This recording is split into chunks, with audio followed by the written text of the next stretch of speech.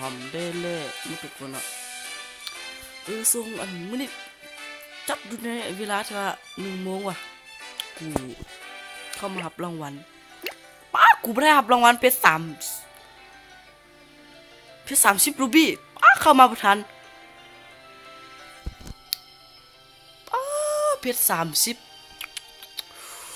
เสียหลายเด้อเนาะเพชร 30นะป้าตุ๊ว่าเข้ามาบ่ทันเว้ยเป็นตาหัวห้อนแท้แบบนี้นะไปเล่น PVP ให้เบิ่งแล้วค่อยบ่มีเวลาเล่นเนาะเล่นเกมอะทรงนี้กะ7-8 ปีถึงมาเล่นเธอนึงเนาะค่อยน่ะบ่มีเวลาเล่นคนน่ะมีเวียกน่ะเวลาเป็นเงินเป็นทองอ่ะต้องเฮ็ดเวียกเนาะบ่มีเวลาเล่น6 ปีเล่นเกมเธอนึงเนาะ7 ปีเข้าวัดเธอนึงบ่ได้โม้นี่นะเว้าความจริงค่อยน่ะเว้าอันใดเฮ็ดอันนั้นเนาะคนจริงเนาะอันนี้น่ะบ่คือกับม่อนทีวีซ่องที่ว่าหยังวะอยู่หลายบ่แล้วขี้โกงทั้งหลายนะปักกูระเบือเว้ยพวกซ่องก็ขี้โกงขี้ฝอยเนาะขี้พวกนั่นน่ะหมดปัญญาเนาะเว้าไปเฮ็ดจังนั้นเบิ่งว่ามึงสิมีปัญญามาสู้กับทีมของกูได้ทีมของกูได้รับครับบ่ได้กูสั่งอันนี้รูบี้จาก GM เนาะสั่งเพชรจาก GM น่ะประมาณ10ตื้อเนาะ10ตื้อรูบี้เนาะ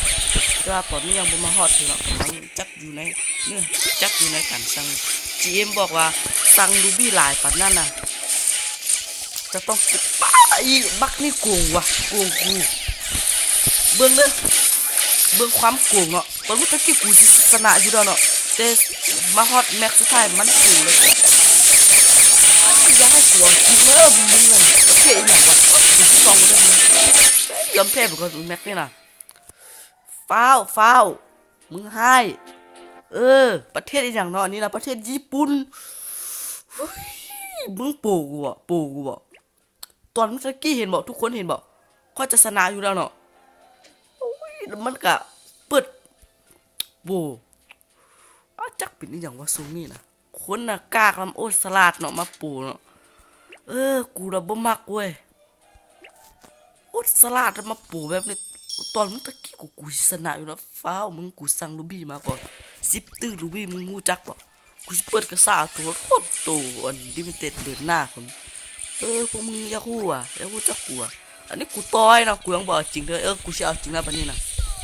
บอกจริงนะแล้วเบิ่งคนจริงเอาจริงแล้วนะตั้งนี่ไปนะเอาจริงแล้ว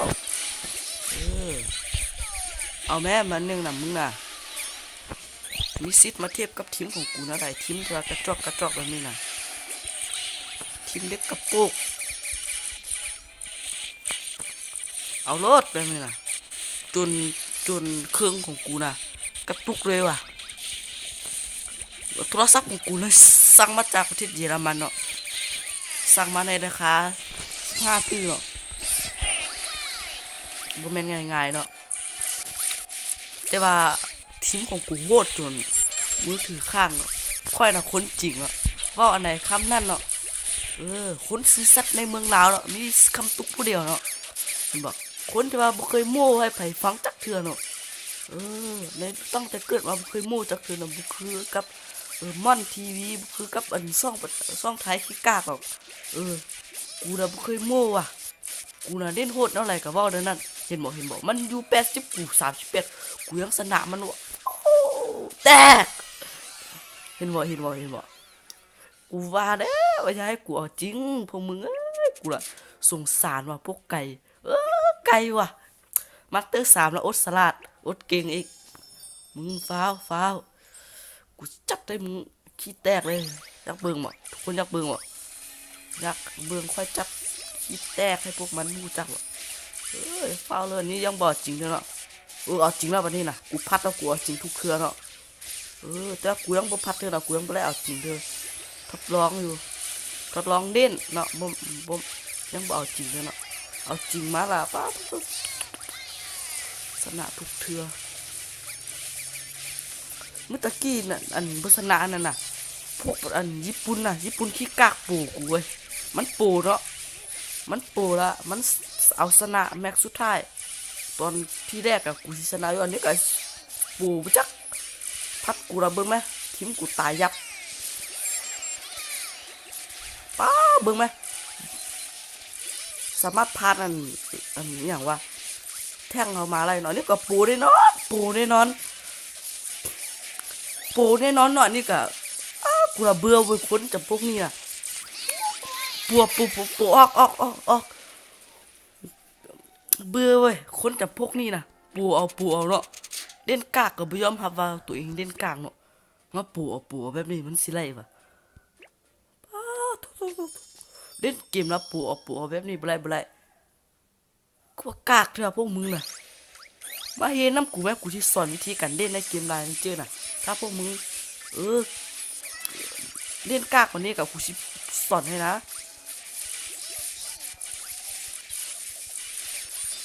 กูเอาจริงละวันนี้น่ะมาไหมกูเอาจริงเนี่ยมึงมีหน้ามาพัดกูกลับวะพวกกระจอกฮะปูแน่นอนอันนี้ก็สิปูจักสิปูบ่ปูนะบูหรอกอย่าให้กูเว้าเลยพวกมึงน่ะอย่าให้กูอันได้งาน GM เลยปูแบบนี้จนมือถือกูสั่งมา15 ล้านจนนั้นกระตุกเนาะถ้าเครื่องกูกระตุกน่ะปูแน่นอนว่ะพวกงูนี่น่ะกดงูเลยปูแบบนี้ป๊อจนเครื่องกูกระตุกปูแน่นอนพวกนี้น่ะปูจนเครื่องกูกระตุกเว้ยไฟฟ้าลัดตอนนี้1 โมงแล้วกูยังเล่นเกมอยู่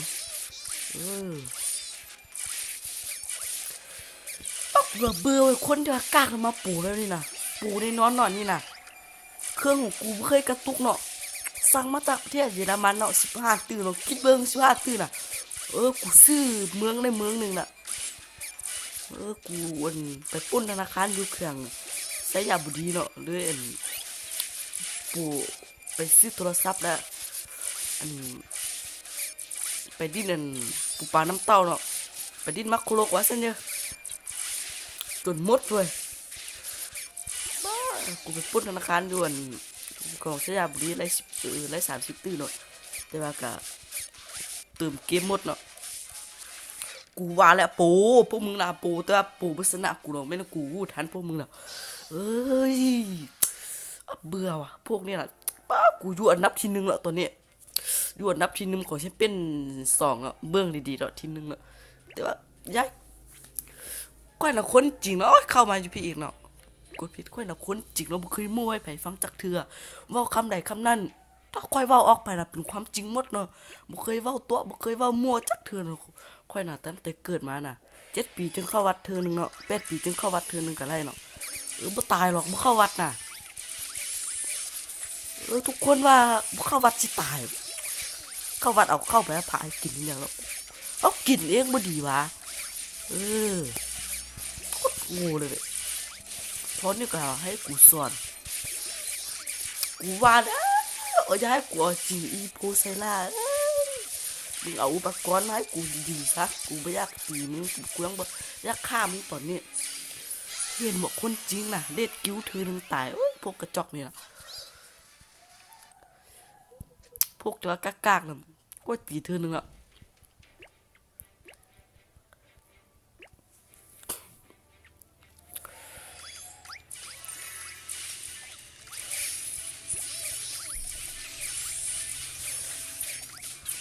ตีไปแล้วอันนี้น่ะก็ยังบอกจริงเธอนี่น่ะถ้าค่อยเอาจริงขึ้นมาน่ะตายบัดเดียวยังบอกจริงเธอเนาะคือนี่ตัวอยู่ดิ้นตัวเลยดิ้นแบบทดลองอยู่เนาะทดลองเล่นวาสั้นเยอะวาสั้นซาเนาะอันนี้นะโมเมนต์สั้นเยอะกับสั้นซาทน2 ครั้งนี่แหละนี่ให้กูเอาจริงบักหมามึงอย่างวะอย่างไรนี่นะ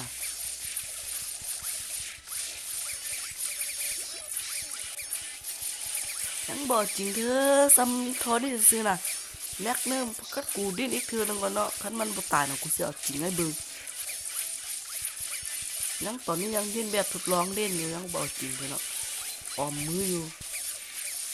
กูต้อยกูยังบอกจริงเธอเป็นมันแม็กนี่น่ะกูยังบอกจริงเธอคนกล้าก็เป็นแล้วกูฆ่าอะไรก็ได้เนาะตอนนี้กูยังบอกจริงเธออยากให้แม็กนี่น่ะมึงเบิ่งแล้วกูจริงแล้วมึงบ่ตายนะมึงตัดเข้ากูรถสูมาตัดเข้ากูรถถ้ามันบ่ตายน่ะแม็กแล้วกูจริงมาแล้วเอาจริงมาแล้วเลยบัดนี้น่ะย้ายกูห้าวมึงกูฮ้อนมาแล้วมึงตายโทรศัพท์มึงแตกโทรศัพท์นี่จะต้องแตกแล้วกูว่านะมึงอีหยังก็จะต้องจิบหายหมดพายุต้นหน้ากูก็จะต้องได้รับบาดเจ็บหมดถ้ากูเล่นเกมแล้วกูหัวร้อนมาน่ะมึงรู้จักกูอ่ะคนหัวร้อนน่ะอ้ายเจ็บ1 โมงเนาะตอนเช้าก็บ่กินข้าวแล้วกิน